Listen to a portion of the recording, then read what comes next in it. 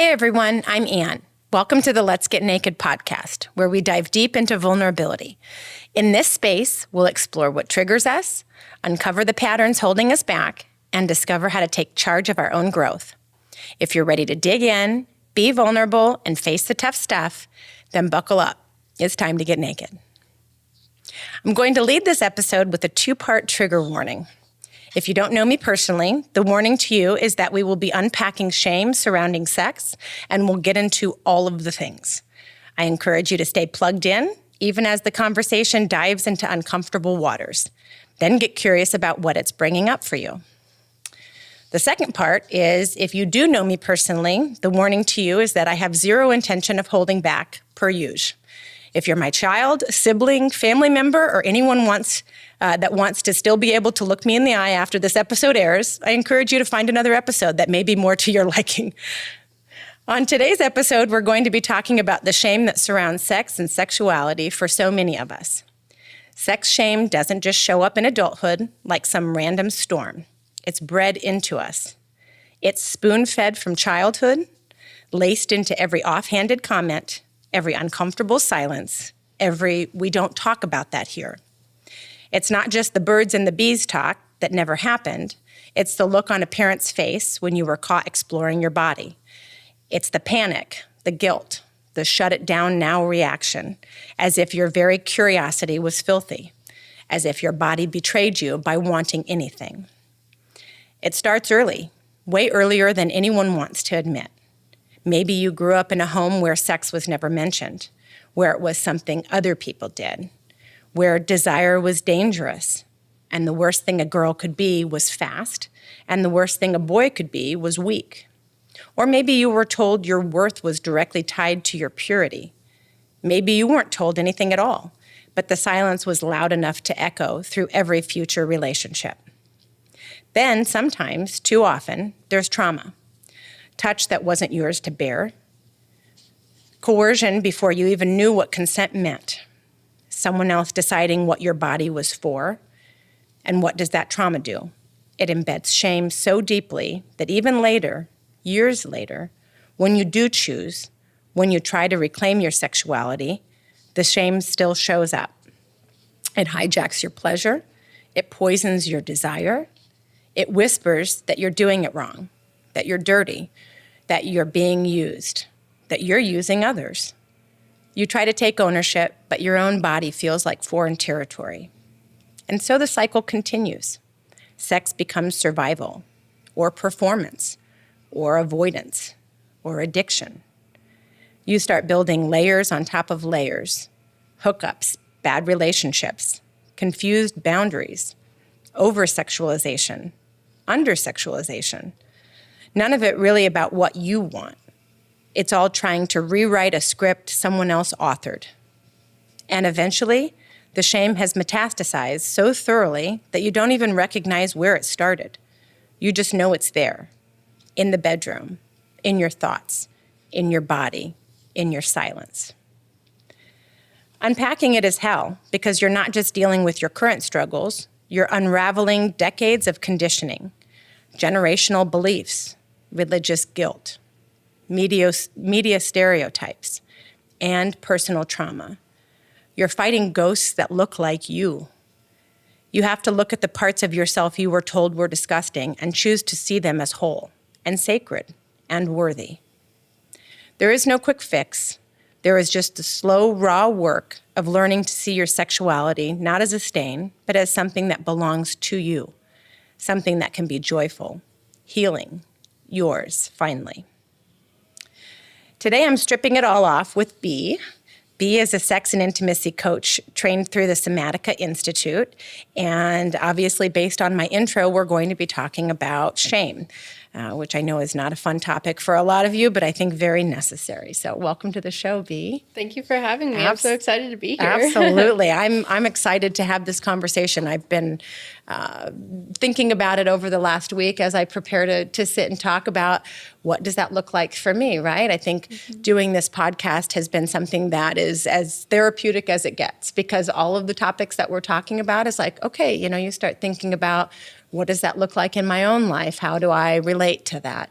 So I'm fascinated and have been really looking forward to our time together. So welcome. Thank you. Yeah. And the opportunity to reflect through connection, through podcasts and being able to talk to people. That's real intimacy. Yeah, it really is. It really is.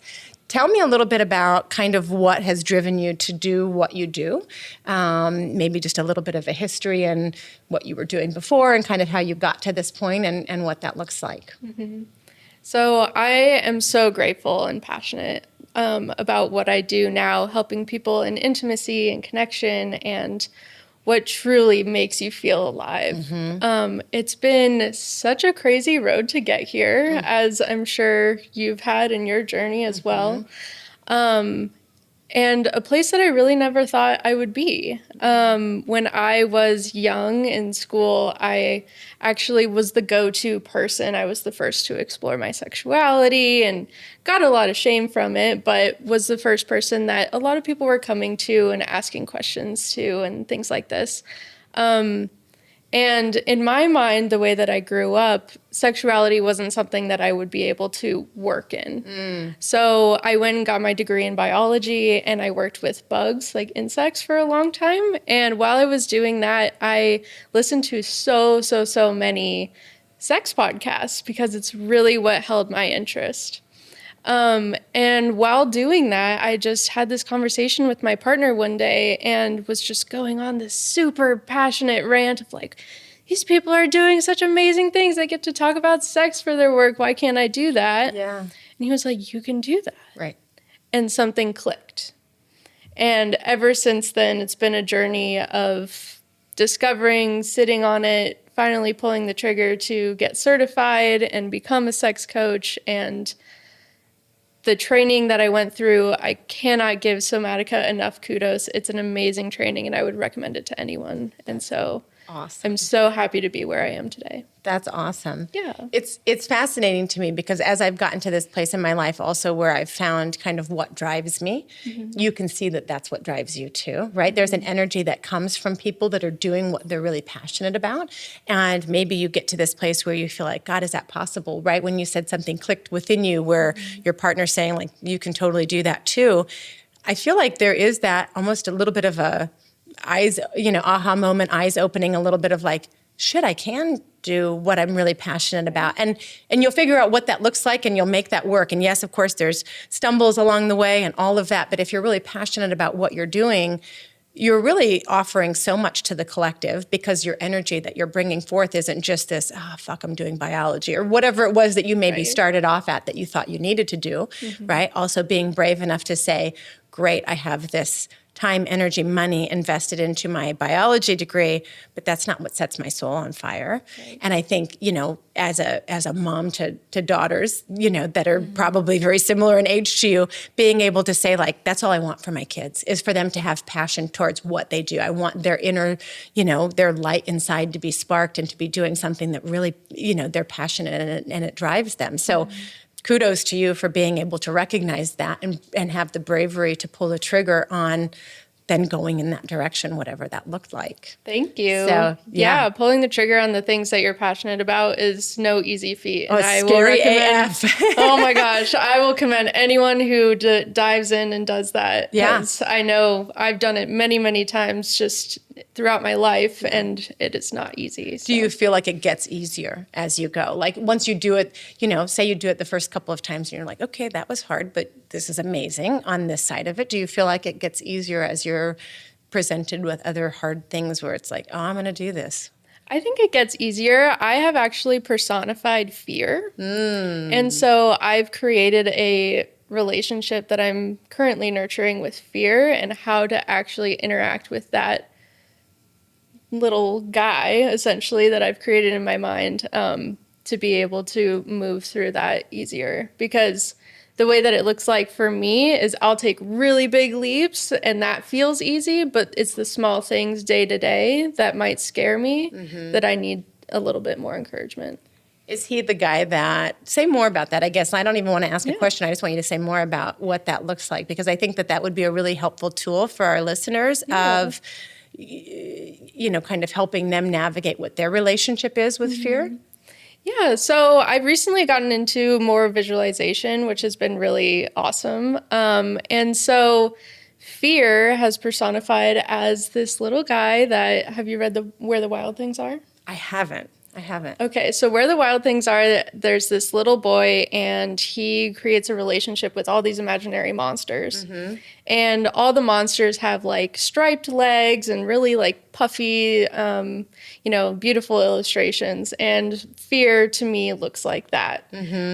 He's just kind of this red little puffball. And when he comes up, when I feel fear come up, I can put it into a certain thing so that it's not mine. Yeah. It's just something that I'm interacting with. Yeah. So that's fascinating Yeah. and powerful. I think as over the years I've visualized and externalized things that I'm dealing with as well.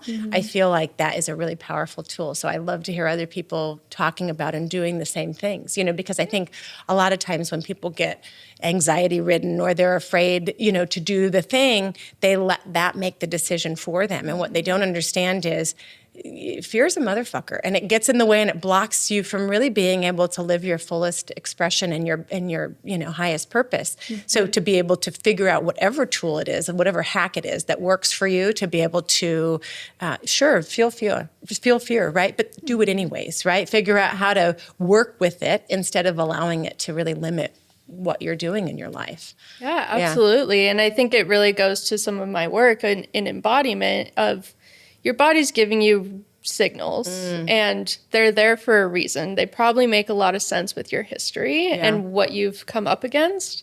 They're not always the best judges of what's actually happening in the present moment. And that goes into shame, and that goes into, inner child trauma and things like this. But being able to listen to your body and say, you know what, like, I see you, I honor you, and I accept what you're saying. And right now I am safe and I can hold your hand, fear, and we can go and do this anyways. You can do it anyways, absolutely. Tell me a little bit about what you learned at the Somatica Institute as far as kind of your training for things. Like give me a rundown of some of the topics within that you learned about to be able to help other people. Wow, yes. I think the biggest thing is transformation through pleasure. And that is kind of the core belief behind Somatica is we have trauma, whether it's a big T, a little t, and you can still live an empowered, beautiful, amazing life regardless. And that's what I help people do. And the thing that I found that's really unique to coaching is embodiment is such a big aspect behind that. Unlike talk therapy, it's kind of like, imagine you're learning how to drive a car by reading books. Right. It's going to be really hard to learn how to drive a car. Sure. And so the same goes with intimacy and relationships. And so in a coaching relationship, you really get to learn what's it like to be in an intimate relationship by doing it.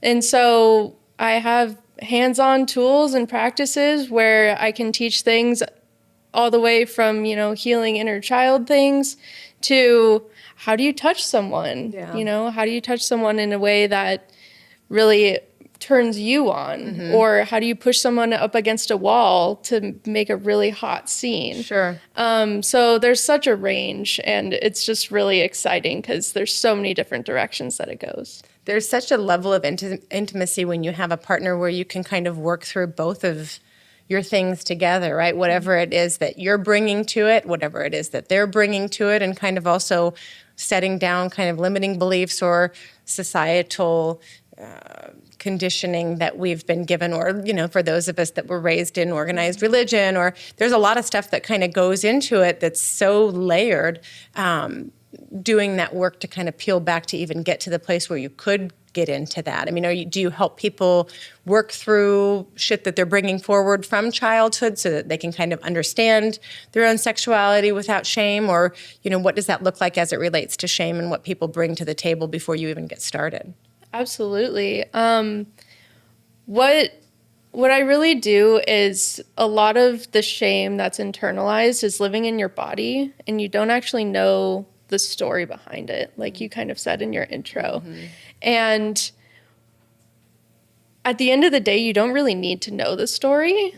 But if you let your body feel it, and there's many different ways to do that, but as you create this relationship with your body in sessions is how it typically works. And as you create this, dialogue with yourself and your body and your intuition, real change happens. It's amazing. You don't have to have all the answers. You don't have to have all the ways that you're supposed to do this and that and the other thing, which is shaming actually, and in the first place. Right.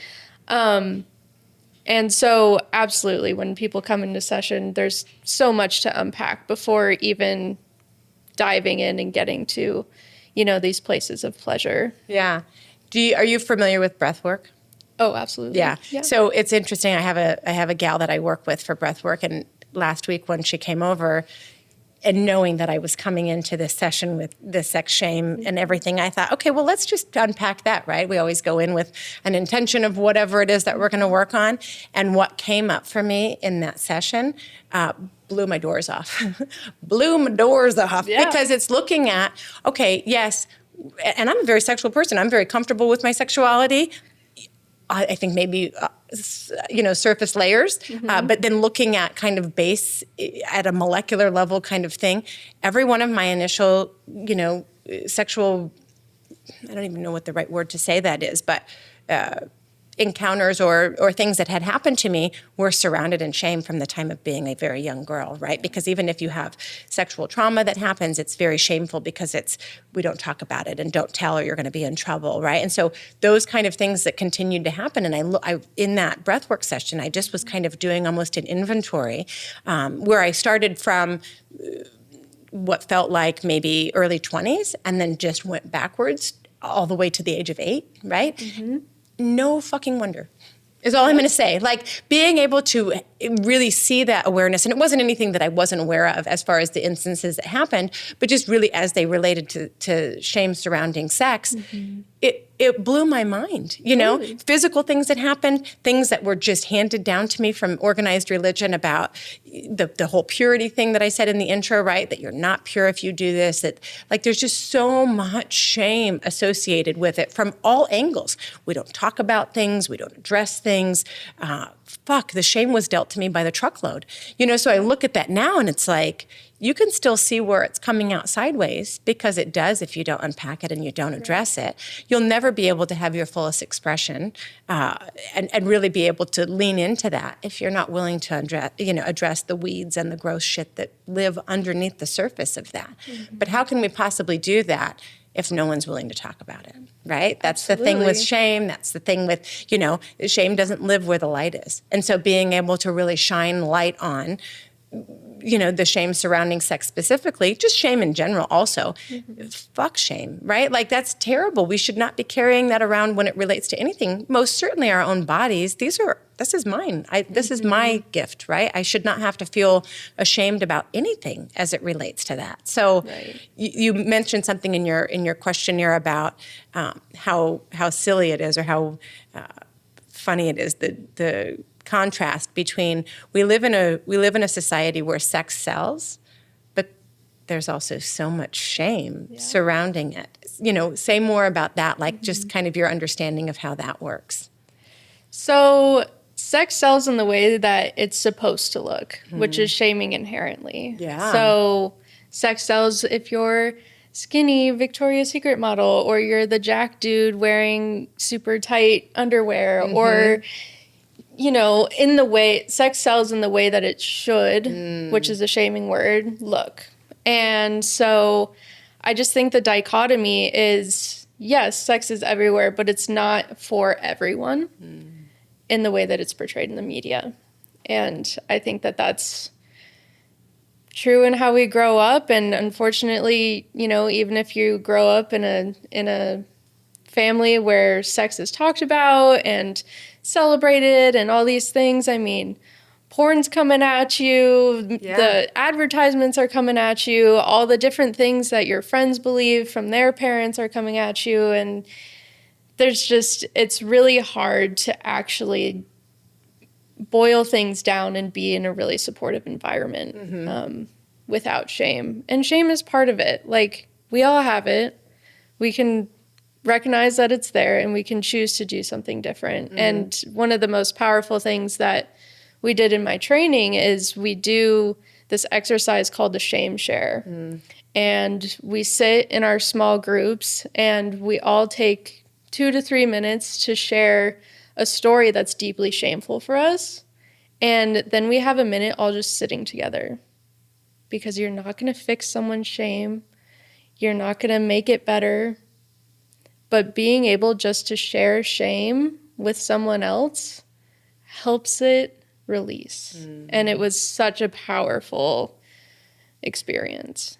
You know, you feel lighter after doing that. And I think people don't realize that when you're willing to do the work of not allowing shame in whatever area it is to have the power over you, you get to choose that. And you get to choose that at any time. That doesn't have to be circumstances have to be right. You can decide to do the work and release that. But I maintain that shame doesn't live where the light is. So when you bring things up and you talk about stuff, it has a little bit less weight every time that you do. You know, I started doing work several years ago, and I remember starting to talk about things that were very shameful in my, what I felt like was shameful in my childhood. And the more that I said the things to whomever it was, whether it was a journal, whether it was just thinking about it and allowing my mind to think on it instead of like pushing it away and numbing it and pushing it down, the more that I did those things, the easier that it got and the lighter that I felt with each time.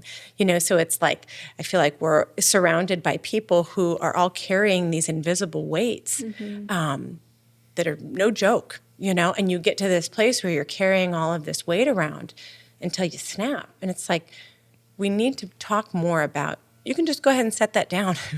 you know, like once you realize that, it's so fucking powerful. It's like, oh, I don't have to carry that. Oh, I don't have to, these things that have just been handed to me over the course of my life. Like, I don't want to carry that. That's not a belief that I want to carry forward. That's not, something that I want to perpetuate and pass down to my children.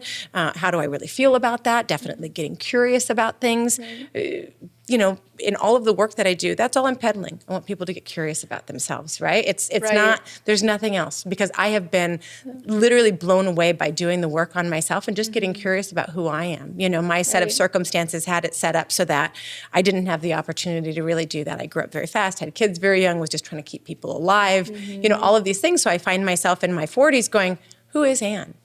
What does that look like? You know, getting the numbing factors out of the way so that I'm not just numbing pain and shit that happened to me, and really starting to pull out of that trunk of like, oh, fuck, what is that? Oh, shit, where did that come from? You know, and really being able to do that work has been fascinating to me. I mean, that's been the last half a dozen years of my life of just, okay, and being brave enough to look at those things, being brave enough to look in the mirror and say, you didn't handle that in a way that I would be proud of, that the 8-year-old Anne would be proud of, or the 80-year-old Anne would be proud of. But, doing those things and fixing them within myself so that I don't have to carry them around anymore. And it's hard work. And I think it's important to point out that everything that you're doing, you're sharing shame in a safe place. Yeah. You know, going and sharing your shame with your friend that you wouldn't even call when you break up, or sharing shame with your mom that is like, the source of it, or whatever it is. Sure, sorry, Mom, but that's true. It's really, doing it in a safe place where your vulnerability is honored is such an important part of that. And so, yeah, I mean, really just celebrating you and, diving in even though, at any stage in life. This is for anyone at any stage. Yeah. And that's amazing.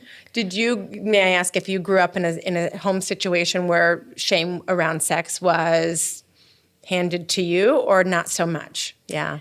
Yeah, my growing up situation was very interesting. I grew up in a divorced household from the time that I was 5, and my parents had very different ideals in a lot of ways.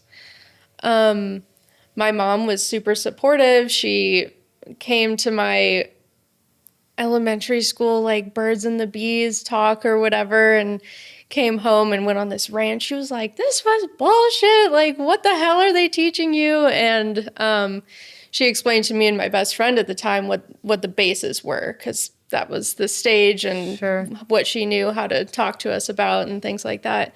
So it was very actively talked about in my mom's household. My dad's not so much.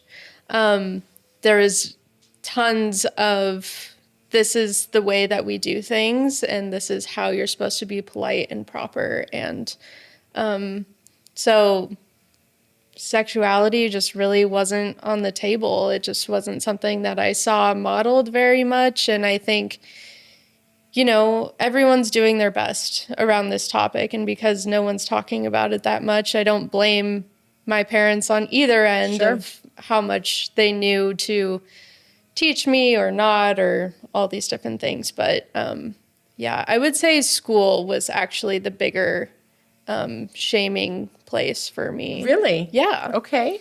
Yeah. So like I said, it kind of in my intro I was the first one to really start exploring my sexuality, which is really fun. I'm a huge flirt. I love to tease, all the things. Yeah. So I had a lot of like boyfriends in middle school, whatever that really means. But there was a point in time where I actually was chased around the playground by a horde of other girls because I started dating one of my friend's ex-boyfriends. And, you know, they were like calling me all these things like slut and whore and all these different things. And it was just, you know, really impactful. And I didn't realize until very recently that that probably led me to securing a long-term relationship in high school, because then I didn't have to deal with everyone's turnover of what they thought about me being sexual and things like that. And so I really kind of dulled myself down to be able to fit in, to not be problematic, just have everyone like me. And yeah, now I'm a sex coach. So So fuck you, high school. No, that it's funny though, because I think we find that not just with sex, with other things about like fitting in, right? Fitting into whatever is supposed to be normal. And I look at that and I think that is terrible on all fronts, right? We should never encourage our children to fit in to anything. You know, it's like I have 3 completely unique individual weirdos for children, and I adore them, right? I want them to march to the beat of their own drummer. It was never my job to pass down what I had been passed down as far as my beliefs are. You know, I come from this place where it's like I want to be able to facilitate them to really be able to figure out what it is that they believe or what they want. I can share here what my beliefs are, but I have zero interest in forcing children to believe what I believe. And I came from a completely opposite, where it was like, this is what we believe. And me not conforming to that was a big problem, right? It wasn't necessarily around sex, but it was the same thing about you're supposed to just be quiet, be a good girl, fit into this box, don't make a lot of noise. And that is not what I was sent to this planet to do. And I will guarantee you that. So that felt like horrible. Like, you know, we're supposed to all get in these cages, right? That's what I feel like our parents are doing, is like, okay, get down into these cages, whatever that is, get into this normal. And it's encouraged by society and schools and, you know, people around you that understand that shaming behavior. And it still happens. I mean, I look at it, yes, that happened when we were younger and in high school, but it still happens now, of like trying to fit into whatever the norm looks like, right? Social media is very much like, get into this norm box. And if you're not in there, and it's like, you realize you're just putting yourselves in a fucking cage in a wide open sky, right? Like, again, I'm going to point out the whole emperor's not wearing any clothes thing. No one else realizes that we're all just being put into fucking cages. We're birds in cages in the wide open sky, right? That's what I feel like when it comes to any of that kind of get in, be the normal, get in, fit in. Don't sing your own tune. Don't do your own thing. Don't encourage your own authenticity. And the algorithm's designed to keep you there, totally which, oh my gosh. I didn't have social media for about 5 years, and Good building for a you. business. I know, it's terrible. Come back. Yeah. But, oh my gosh, just what a thing. Yeah. I really hate it, honestly. Yeah. Here's a pro tip. I just want to point this out to our listeners because I found this to be very powerful. Same, I don't have a social media. I have my name in 0 posts, right? And so when we started doing the podcast, it's like, okay, now I have to do social media, and I am not a fan, but I understand the necessary evils that brings. In doing that, I found myself over the last couple of months spending more time than I would want to on social media. And I don't feel good about it. I didn't feel good about it, whatever that is. Even if a lot of my stuff is inspirational things or whatever that looks like, I still think that's not a real world that lives on social media. And so one of the life hacks that I will encourage people to do, move the Instagram or the whatever your social media of choice is off of your homepage on your phone. Because I found myself just as a habit, like I open it and it's right there and I'm like, oh, let me just open it because I'm killing 2 minutes. Make it something that you have to go search for. Put it in a folder on the furthest page away from it. Doesn't mean you're not going to go still use it, but don't allow your mind to just fall into this pattern of, oh, I have a few minutes to kill. I'm gonna do that. Doesn't mean like I'm sitting in a doctor's office, I'm killing 10 minutes, I forgot my book. I'm gonna open social media and I'm gonna look at it. And that's okay. I'm gonna do it intentionally. But don't just allow yourself to fall into that whole matrix of, that's not a real society, just so everyone understands. That's fake bullshit. So treat it as such, right? Sure. Don't give it as much weight as I think a lot of people do, because it's just not. It's not healthy. So tell me more about how homosexuality ties in. I love that segue, by the way. Hey, kids, get off social media. Now talk to me about homosexuality. That's just how my brain works also. It just jumps all over the place. But, I was thinking about that. I have a brother who's straight. I have a brother who's gay. Lots of conversation in our household about that because, everybody gets to be whatever they want to in my house, and I have zero problems with any of that. But I think when it comes to sex shame, I look at that specifically for people that I know that grew up, back when I did, that have that are homosexual or have, other sexualities that don't fall into whatever the right boxes are. What does that look like with the work that you do, or just understanding the whole shame that surrounds that? Well, a lot of the work that I do is really unpacking and feeling into who are you in your essence. And so regardless of being homosexual, heterosexual, trans, non-binary, whatever, I'm really interested in who is the person that's sitting in front of me right now. Yeah. Because you sitting in front of me right now, like, I don't know your sexuality. Yeah. And it doesn't really, frankly, matter to me about getting to know you and what our relationship could be. Sure. With that being said, happy Pride Month. Yeah. Also. And I think there is massive value in shedding a light and letting the LGBTQIA plus community be seen and heard and celebrated. I have clients all across the board in that community, and I am a member myself. And there's different stereotypes and things and shame that comes with all of them. Like, I've gotten the pleasure to talk to a couple gay men, and there's, ways you're supposed to be gay, or there's ways you're supposed to be bi. I mean, I've had friends that have said, oh, you're wearing your bi girl shoes. I'm like, what does that even mean? They're just Vans. Like, I don't understand. So of course, I mean, just like people existing in, a heterosexual space, or even if you're heterosexual presenting, you get certain privileges in our society.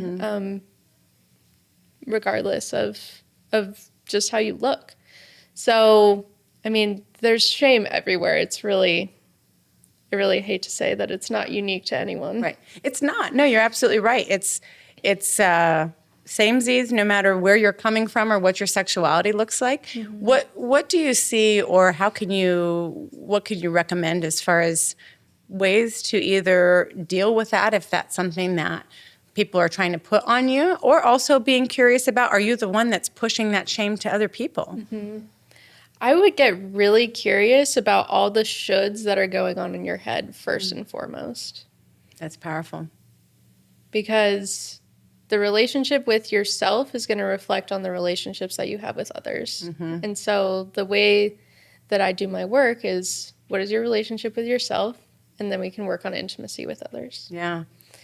And so once you start realizing how you're speaking to yourself, how you're actually managing your own negative thoughts and feelings, and, maybe you ate a donut and you're on this new diet or whatever it is, how are you talking to yourself? And noticing that, and then you'll really, really notice it when other people are doing it, when you're the fly on the wall. Yeah. And so the easiest way to notice it is should. The word should is such a shaming word. Like, oh, I should be eating better. I should be working out. I should be, dressing better, whatever it is.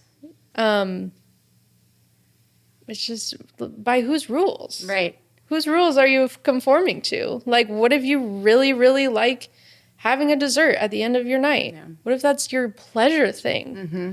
Like, have pleasure in your life. Yeah. It's nice that you point out the should being tied to that, because I think that's something that people can sink their teeth into a little bit, right? When you look at how do you talk to yourself, what does that look like? And having should, it doesn't have to be around sex, it can be around anything. When you find that you're shaming yourself based on society, whatever it is, right? Whatever your conditioning is, being able to get curious about that and look at that. Also, what you said about rules, whose rules are you following? I encourage people to get very curious about that, because that's one I have fun with, a lot of fun with. Realizing that limiting beliefs are literally like handcuffs that are on me that aren't locked, that I can just go and set down. Mm-hmm. I have to be curious enough. I have to be self-aware enough. I have to be willing to look at the mirror and say, like, why do I believe that? And even if you can't figure out the whole root of why it is, just even determining, like, but I don't. Like, I don't subscribe to that. That doesn't work for me. I'm going to go ahead and set that down and continue on without whatever that limiting belief is. Mm-hmm. So whenever I challenge my thinking or my belief system, either by just doing journaling or having conversations with people, whatever it is that challenges my belief system, my absolute favorite thing is to go, no, I don't like that.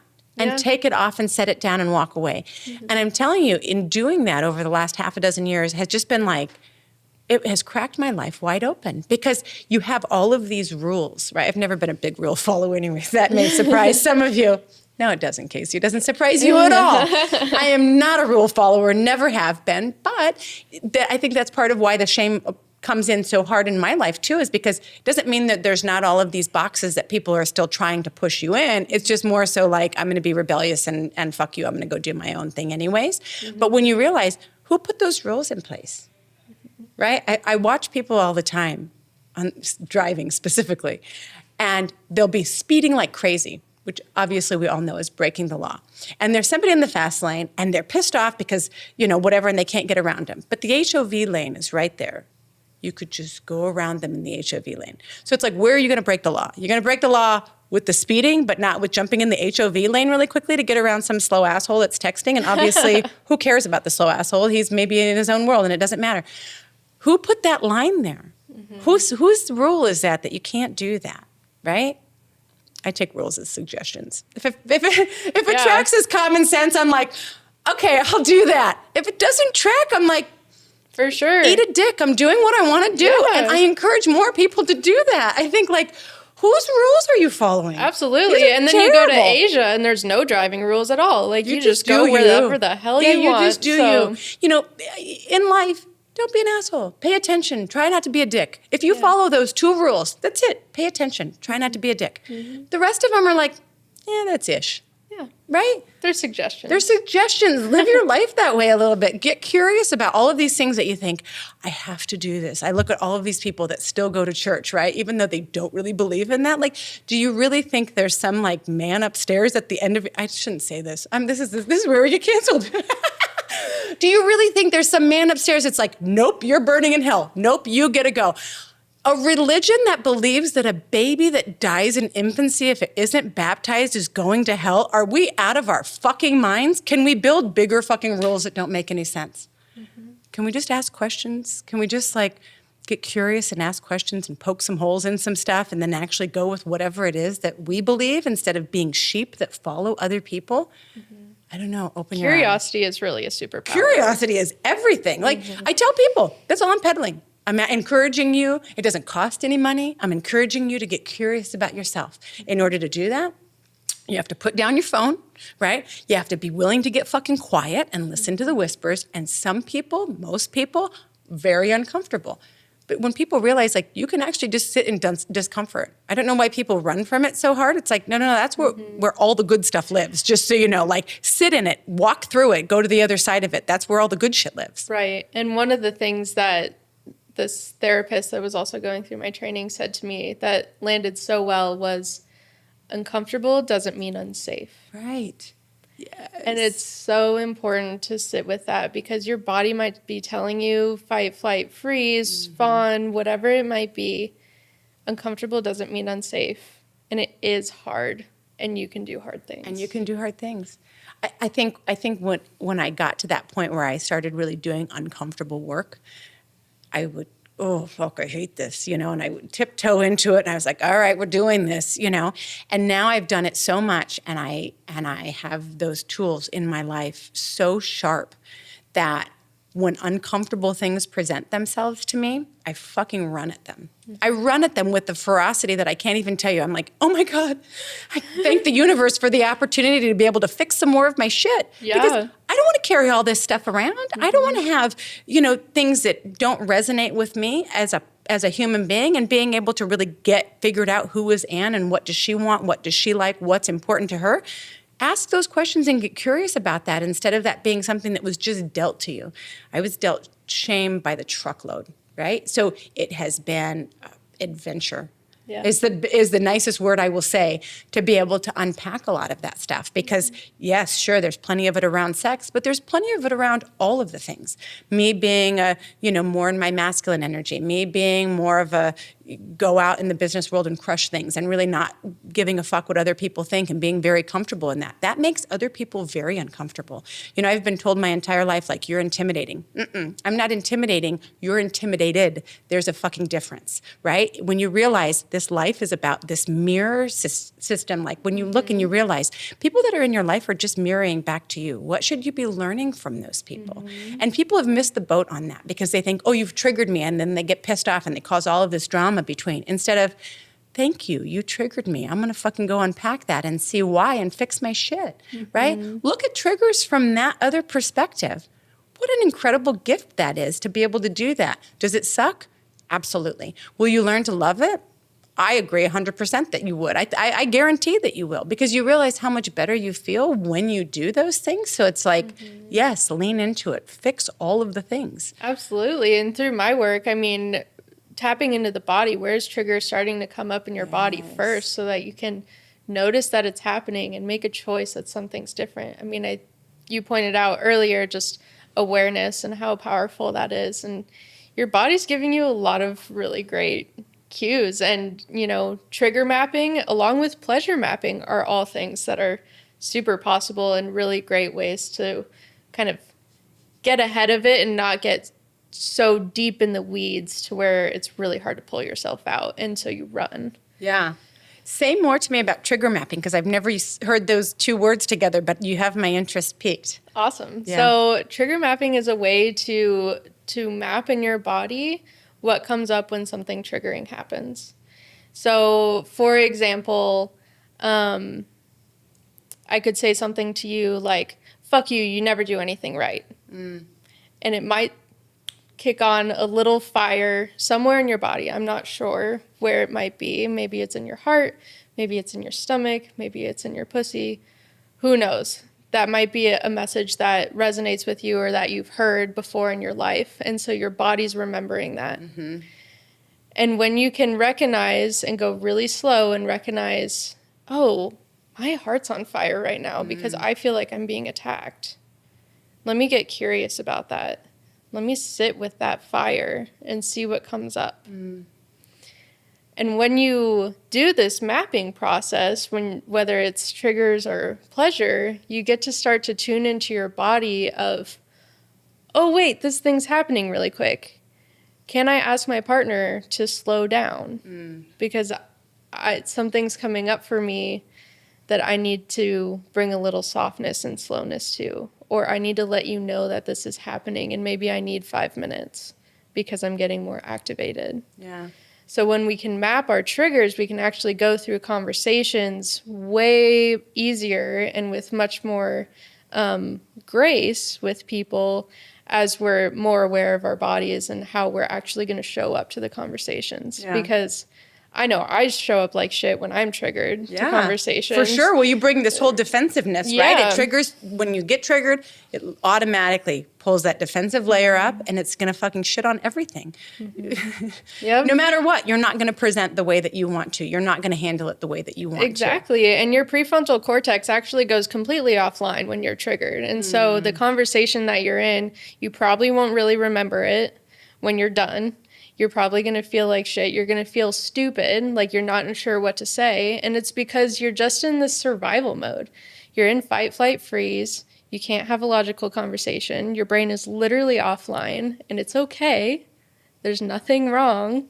You just need to learn. There's ways to learn how to de-escalate yourself so that you can come back to the conversation and be able to have a vulnerable conversation about what's actually going on here. Yeah. What do you need to say to me?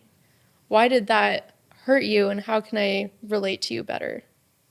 You know, I think a lot of people that I've talked to, and just, I don't get into it deep with a lot of friends about, like, talk to me about your sex and your partner and all of the things, but I will tell you that just the overarching, like, research and conversations that I've had with people bring back that people don't talk with their partners about sex. And I find that to be fascinating, because it's like, it's a really important part of a relationship.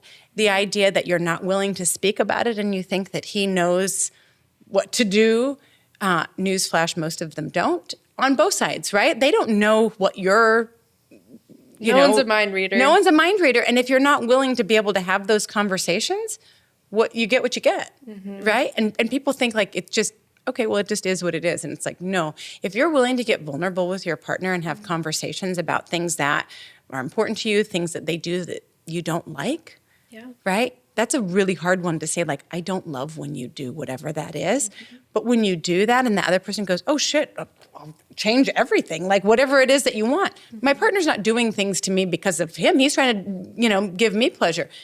If I'm not telling him that what you're doing is not only not giving me pleasure, but it's completely turning me off, how is he supposed to know? But it's like I have all of these friends who have been married and together with their partners for decades, and they don't talk about it. And it's like, oh my God. And it's actually really fun to get in touch with, what do you actually want? Yeah. And one of the big things that I do with people that Somatica does is core desires. And this concept is, what do you want to feel during sex? Yeah. Because it doesn't really matter. Well, it does matter. So the actions matter, right? But what do you want to feel? Do you want to feel loved? Do you want to feel cherished? Do you want to feel free? Or do you want to feel shamed or violated? Or do you want to feel taken? And there's no right or wrong way that you might want, but that's a really great foundation to start to get really curious about yourself of what's actually exciting for me. Yeah. And then the next level on that is, what are the words? What's the scene? What are the actions that really create my hottest sexual movie? What does my fantasy actually look like? Yeah. And the feelings are such a key part of that. And talking about sex is really hard. I would recommend to anyone, don't do it in the bedroom. Please, Agreed, for the love of God. 1,000%. You're already naked. Don't do it. Don't do it. Set yourself up for success in that situation where it's no one's triggered. There's no alcohol involved, right? Come into it where you're setting yourself up to have a really beautiful conversation instead of somebody's already defensive, right? Which at that point, just stop talking. Right. Once somebody's already defensive in any topic, especially sex, fucking stop talking. Right. Like you're not getting through to the core of who somebody is. It's a waste of time, and it's only going to add fuel to the fire. And with excitement, I would also really recommend, start off with, what is your partner doing that you really like? Yes. Because people are so much more receptive to constructive criticism when they know that there's something that you're doing that you really like. Well, I always love this. Give a compliment, then do the ask, then give a compliment, right? Like sandwich it in between there, because it just, it feels nicer for everyone, right? It's like we're setting the tone for that. If here's the things that you're doing right, and here are some things that I would like you to be able to figure out. What do you feel like in a relationship? Say we have a sample couple, and they've been married for a long time, and they don't talk about sex, and they don't have that connection. Where do they start? Like, what is something that they can do that's not going necessarily and finding somebody outside to help, because I think that that's really intimidating for people. But what are some tools they can use or suggestions that you might offer for them to be able to get curious about maybe what they want sexually or what, their partner wants, or how do they even open that dialogue, or how do they start? I would start thinking about what really turns you on. And a lot of sexuality is very compartmentalized into, say, the bedroom, or maybe if you like public sex, it's like a park, or, it's very compartmentalized into the places. And so when you start to think about, I really love when the wind brushes my skin. And that feels really good, and it kind of turns me on a little bit. Yeah. There's so many different ways that you can find pleasure in your daily life. They're hidden everywhere. And I'm sure once you start noticing them, once you start prioritizing pleasure for yourself, that's really the key, because then you can start chasing that and that feeling. And so, maybe that would be, I really like when my partner brushes my lower back when he's like moving through the kitchen. Yeah. What are the things that are maybe small, but that you really like? And then see, why do you like them? Just start getting curious about that.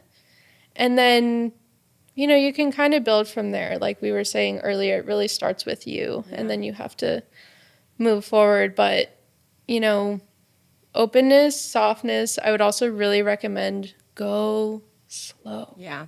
Show yourself grace. Slow. Yeah, show yourself grace in that situation, because you're figuring things out where it's like you don't even know, right? It's how do you communicate something to your partner that you don't even know? Right. One of the things that I found to be really fascinating, I picked it up from some self-improvement book that I read that had nothing to do with sex and somehow still applied it to sex. So, but it was just the power of now and just being present. In that book, they were talking about washing your hands and really being present with how that felt. And I translated that to the bedroom of really being present with, how does that feel on my skin? How does that smell? How does that, and if you're really tuned into that and really embodied in that practice, your mind isn't, oh shit, I forgot milk at the grocery store. I got to make sure to take the trash cans down to the curb. Billy needs cookies for tomorrow's, because that's for women, that's where your head goes. Oh yeah. And just so all men understand, my mind has a direct line to my vagina. That's just how that works. So if my mind is not there, or if it's somewhere else, I'm not having the best time possible, no matter what you do. Exactly. Like physically as a man, you could do whatever you want to me, and it's not going to hit home if I'm somewhere else mentally. So being able to really plug into that experience where, and you can't just say like, oh, get that stupid shit out of my head. You have to have something else to kind of focus on. So being able to be like, how does that feel when he's kissing me on the neck? Or like whatever it is that's happening, really cue into that. Cue into your senses for your body so that it can really bring you present for that, because that also will help you identify what does turn me on. What are the things that I do like? Or when he's doing things, if you're really tuned into your body and he's doing something and you're like, stop doing that. Right. And again, yes, you can say something during that time of like, oh, go this way instead. But then maybe, like you said, have a conversation when it's outside of the bedroom, because then people aren't getting defensive about taking something you're coming from a critical place. Yeah. No one needs to be doing and as that. you work up into it, you can, one of the practices I love to do with people is escalating with ongoing consent. And that's, and redirecting while staying in your erotic. And so there's a lot of ways to really stay engrossed in the moment and practicing being in your body. I really want to emphasize that, like, it's the practice of doing that, because just believing, oh, I need to get out of my mind and be in my body, it's not going to work like that. Like, you're going to go back into the bedroom, your mind's going to click on and think of your to-do list, and he's going down on you, and it might be awesome, and your mind might be going, and that's okay. It's a practice. Yeah. And so, yeah, I love that. I mean, washing your hands is a great way, and, whatever other thing that might be awesome for you, like the sun on your skin. I am very connected with nature, so I love to incorporate that into my sensational play. But yeah.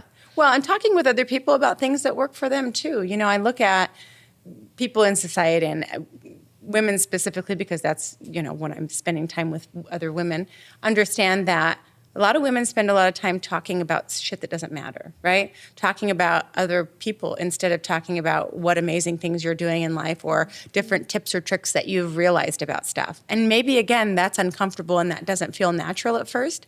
But when you shift gears to that, to talk with people about what it is that they're doing in life, what are they finding, what is right instead of what is wrong in conversations, and really leaning into that, I find that you find all of these different topics and conversations, and it leads into all of these different things where if you did start a conversation where you're talking with your girlfriends about, oh, I did this and this was really helpful, and it's like, oh, excellent, and share those tips and tricks with each other instead of worrying about what shoes Sally has on or what kind of mom Melissa is. Right? It's like, are we really going to talk about how bad of a parent Melissa is? Like, just leave the poor girl alone. Those kind of things, it's like, you get to foster that, though. You get to choose what kind of conversations you want to be part of, and for me, it's like, I have zero interest being in conversations where we're talking about other people. Let's talk about what I'm doing and what you're doing right and what struggles you're dealing with, and taking shame away from anything. Having these conversations where it's like, ooh, I've taught people the wash your hands thing, not necessarily associated with sex, but it's like, that's how you can really bring yourself into your body instead of your mind is 100 different directions and you're twisted out with anxiety and other things. It's like, bring yourself right back down to here right now, right? Don't get twisted up in all of this other bullshit that's going on, right? Because anybody can do that. You can think about whatever your to-do list is and spin out very quickly. Just bring it back down to your breath. Bring it back down to your body. Bring it back down. So think about the washing your hands. Washing your hands can still, tie into sex for sure. Of just bringing yourself into your body, and what does that look like? What does that feel like for yourself? Yeah, and asking people what's your link, because like you said, it looks different for everyone, and breath is a great one. Breath doesn't work for everyone. Yeah. And that's okay. Maybe nature doesn't work for everyone. Maybe washing your hands doesn't work. Sure. And, what's really right for you. And let's celebrate that, because you're your own unique person, and that is beautiful. There's no right or wrong way to be in your body. Yeah. Get curious. That's the takeaway. That's the takeaway for today. Well, Bea, thank you so much for spending time joining us today and talking about all of this. I would encourage all of our listeners, just get curious. That's, I find like every topic that we talk about, it just boils down to that. Just get curious about yourself. Stop wasting so much stupid time trying to fit into boxes that were built by who even cares who, right? Who cares who? Get curious about who you are, what you want. Maybe don't listen to my driving advice about, HOV lanes. Again, that's on you. Live your life, but I probably shouldn't encourage everyone to live their life that way. Casey's laughing her ass off over in the corner, which I appreciate. So that's our time for today. If you have questions, suggestions, or think you have a story to add and want to be on the podcast, send us an email. Jackie and Casey love to hear from you guys. Our email address is ladies@letsgetnakedpodcast.com. And then do all the things to support the pod so that we can continue to do this amazing work and encourage people to get curious about themselves. Follow, share, rate, and review. We will catch you next time. That's a wrap.